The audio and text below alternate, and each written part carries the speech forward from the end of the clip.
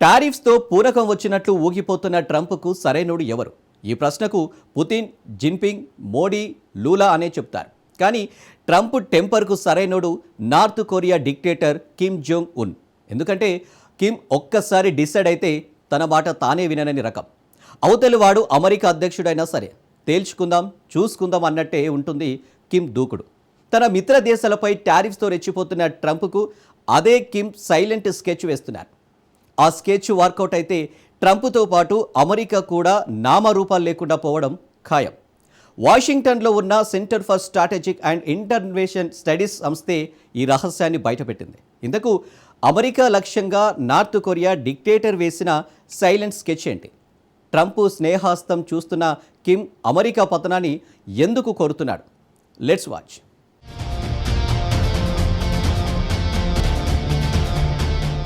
Trump tariffs action వేళ అమెరికాను target చేసిన కిమ్. అగ్రరాజ్యం అంతు చూడటమే లక్ష్యంగా సీక్రెట్ బేస్ ఏర్పాటు. వాషింగ్టన్ నివేదికలో బయటపడ్డ నార్త్ కొరియా రహస్యాలేంటి?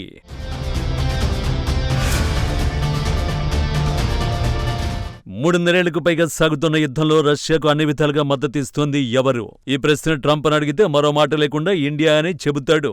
భారత్ చమురుకుంటోంది కాబట్టి రష్యా ఆర్థికంగా బలంగా ఉందని, ఆ నిధులతోని పుతిన్ ఉక్రెయిన్ ప్రజల ప్రాణాలు తీస్తున్నారని నోటికొచ్చింది వాగుతాడు. నిజమేంటంటే రష్యాకు అన్ని విధాల మద్దతుగా నిలుస్తున్న దేశం ఉత్తర కొరియా. ఎందుకంటే ఆ దేశం రష్యాకు నేరుగా సైనిక మద్దతే ఇచ్చింది. వేల మంది సైనికుల్ని రష్యా తరఫున యుద్ధభూమిలో దించడమే కాదు, ఉక్రెయిన్ సేనల అంతు చూసే ఆయుధాలను పెద్ద ఎత్తున సరఫరా చేసింది. ఇప్పటికీ సైనిక మద్దతును కొనసాగిస్తూనే ఉంది. ఈ వివరాలు బయటపెట్టింది కూడా అమెరికానే. కానీ కిమ్ను టచ్ చేసే ధైర్యం లేక భారత్ పైబడి ఏడుస్తోందా దేశం. ఎందుకంటే కిమ్ తెగిస్తే ఏం చేస్తాడో, ఏం చేయగలడో ట్రంప్కు చాలా బాగా తెలుసు. తాజాగా అమెరికా బయటపెట్టిన నివేదికలో కిమ్ తెగింపు బయటపడింది.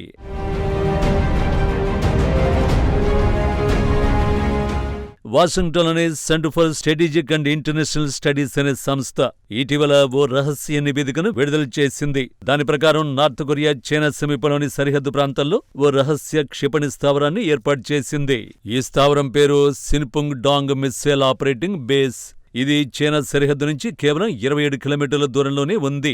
ఈ బేస్ నిర్మాణం 2004లో ప్రారంభమై 2014 నాటికి పూర్తయిందని సిఎస్ఐఎస్ చెబుతోంది. 2003 నుంచే ఉపగ్రహ చిత్రాల ద్వారా ఈ స్థావరాన్ని గమనించామని చెబుతున్నారు. ఈ స్థావరంలో నార్త్ కొరియా ఆధునిక అతి శక్తివంతమైన దీర్ఘ దూర క్షిపణుల్ని ఉంచినట్టు సమాచారం. వీటిలో హ్వాసాంగ్ 15, హ్వాసాంగ్ 18 అనే ఇంటర్కాంటినెంటల్ బాలిస్టిక్ మిస్సైళ్లు ఉన్నాయి. ఇవి న్యూక్లియర్ బాంబులను మోసుకెళ్లగలవు. అంటే నార్త్ కొరియా నుంచి అమెరికాపై ఈజీగా దాడులు చేసే ఛాన్స్ ఉంది.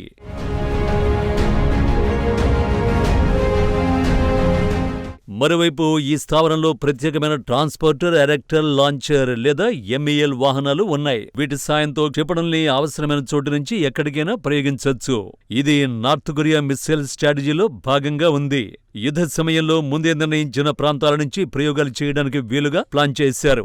సిన్పుంగ్ డాంగ్ మాత్రమే కాదు, హోజుంగ్, సాంగ్నామ్, యోంగ్నిమ్ వంటి మరెన్నో మిస్సైల్ ప్రాంతాలు కూడా ఉన్నాయని అమెరికా నివేదిక చెబుతోంది. ఇవన్నీ కలిపి north Korea strategic missile belt అని చెబుతున్నారు. అంతేకాదు ఈ స్థావరాలన్నీ కలిపి 10,000 మంది సైనికులు పనిచేసే ఓ ప్రత్యేక విభాగంగా ఏర్పాటయ్యాయి. అన్ని క్షిపణి బేస్లు, వాటి నిర్వహణ, స్టోరేజ్, వార్ హెడ్ సహా అనేక పనులు వీరంతా చూసుకుంటారు. ఈ స్థావరం గతంలో డీన్యూక్లియర్ చర్చల్లో లేదు. వివరంగా చెప్పాలంటే అమెరికా దక్షిణ కొరియాతో జరిగిన చర్చల్లో ఇది ఎప్పుడూ ప్రస్తావనకు రాలేదు. అంటే కిమ్ వాంటెడ్ గానే దీన్ని దాచిపెట్టారన్నమాట.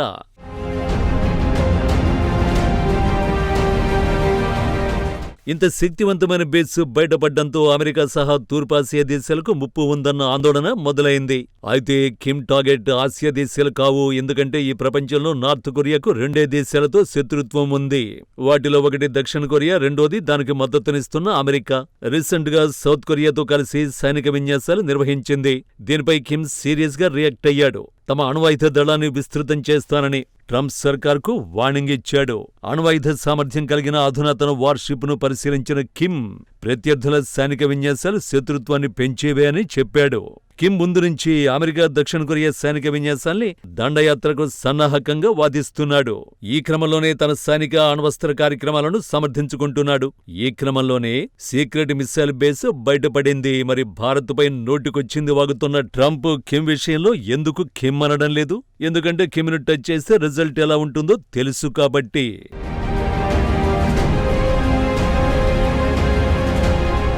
అమెరికాకు రెండోసారి అధ్యక్షుడైన తర్వాత ట్రంప్ ఎవరితోనూ సన్నిహితంగా మెలగడం లేదు. తన తెంపరితనంతో మిత్రులను సైతం శత్రువులుగా మార్చుకుంటున్నాడు. భారత్పై టారిఫ్స్ అందుకు బెస్ట్ ఎగ్జాంపుల్.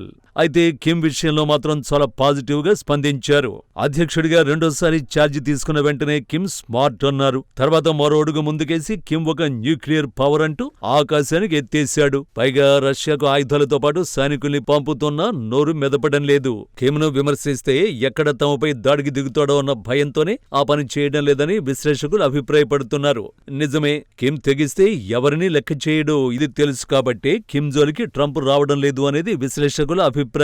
పైగా తన మిత్రదేశం రష్యాని మాస్కోతో బలమైన స్నేహబంధం కొనసాగిస్తున్న భారత్ను ట్రంప్ లక్ష్యం చేసుకోవడంపై కిమ్ సీరియస్ గా ఉన్నట్టు అతడి యాక్షన్ చూస్తే అర్థమైపోతోంది.